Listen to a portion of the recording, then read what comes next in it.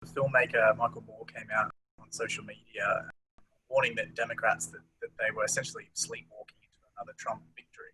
Yeah. And enthusiasm for Trump in battleground states is off the charts despite the polling. What are your thoughts on this? Yeah, look, I think it's a really valid I think it's a really valid criticism of the Democrats. I mean, the Clinton campaign, like, let's forget the personalities.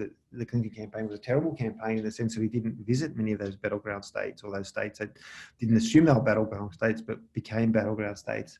I think, relying on Donald Trump's mistakes to get him unelected is not a strategy that's going to succeed.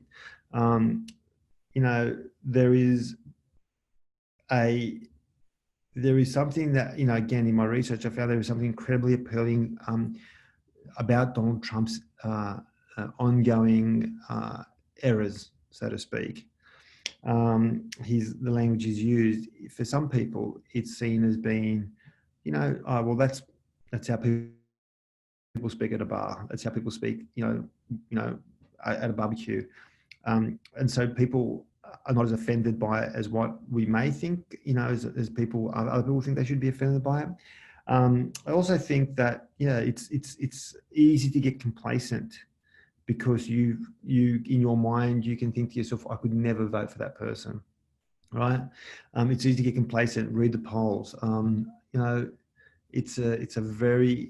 These polls are, they're a lot closer to what people give them credit for. I think it's a really important observation. And if the Democrats really want to win this election, and you saw this during the convention, where Michelle Obama was basically saying, go out and vote, go out and vote, go out and vote. They have to get people to go out and vote. People that don't always vote, but are compelled because of the current situation, to go out and vote.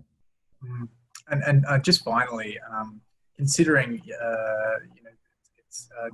voting is non-compulsory in the US, and considering what you said about the 80% exhausted majority, do you think for Democrats and Republicans, is it more important for them to be energizing their base, or trying to reach across the divide and attract new voters at this sort of late point?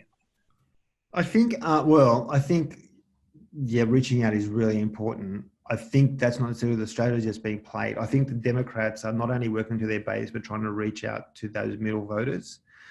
I think what the Republican strategy is, and the people in 538 political podcasts have been talking about it, is that the Trump administration is not only reaching out to its base, but it's actually trying to dissuade people from voting.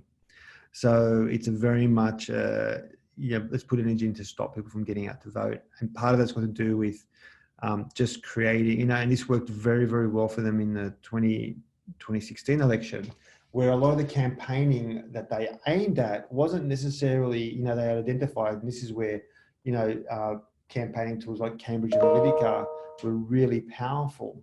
Well, what they managed to do was target, say, voters who would never vote for Donald Trump, but they could undermine confidence in Hillary Clinton, right?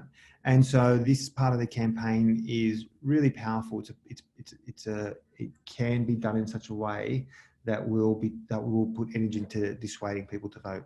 And I think this is the challenge. One party needs to reach out across the aisle to encourage them to cross the aisle. Another party needs to reach out across the aisle to sort of create barricades to stop them from getting out to vote.